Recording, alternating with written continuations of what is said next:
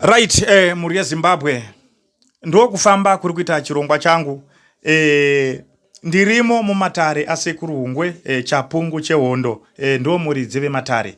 Vanobatsira matambudziko akasiyana siyana.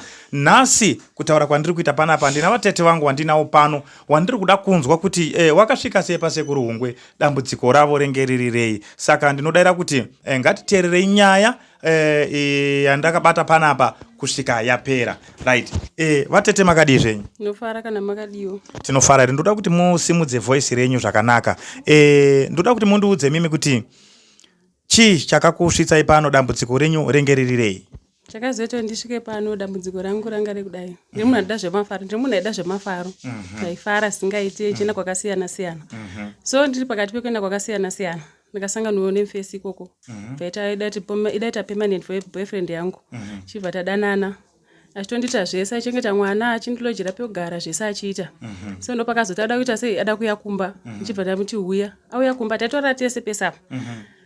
Vauya kumba vatatora tese zvakanaka. So pakazoita mazuva pandatanga ndakuona ndakudaka growth kuzasi. Pandashaya zvekufamba sei. Pandaenda kumaprofita, pandanzisare. Chibva ndachekwa. Mangwana chaifuma futi chapo. Pachawedzera kukura chinhu chachiya. Pachatokura zvoti nanda kusakwanisa kanoenda kutoilet, dumbu rangu ranga rakungozvimba rakungofuta. So ndo pakaya shamwari yangu inogara kuchitungwiza. Ndopekati pana sekuru ndikaita sei? Pana sekuru ndikambonzwa nonzi sekuru hungwe. Ngatimboende timbono zvakamira sei? Ndikati ini ndaneta, ndakatomboramba. Ndaneta nekungofamba ndaneta. Zvikanzi ngatimboende pakaona ipapatadza. Ndokuitira something. Ndopatika kwa sekuru hungwe. Pandauya. Wati semuzukuru azvinetse. Ndikuita sei? Ndikuratidze muvengi wako. Vakatora glasi rawo. Vatora glasi rawo. Ndopandikaona magadzirwa ndikaita sei? Andikaitwa. So ndikabva ndaziva kuti mukadzi wemunhu wandikufambidzana naye. Zvadaro sekuru ane mushonga wakandipa wekumwa newekuzora. Munga ndakazora tofunga dzinenge 3 days. Pandaona chinhu chiya ndatodzoka kuita normal, ndatodzoka zvanga ndiri chaizvo. Dumbu rangu rakutoserera, ndakutodzokedzana miri wangu. Alright. Yes, ndozvakaita ndisvike pasekuru hungwe. Alright. Imimi mukudanana neboyfriend yenyu iri pane here pamakambomubata kuti inga nemukadzi? Iye anga kandudza kuti ane mukadzi.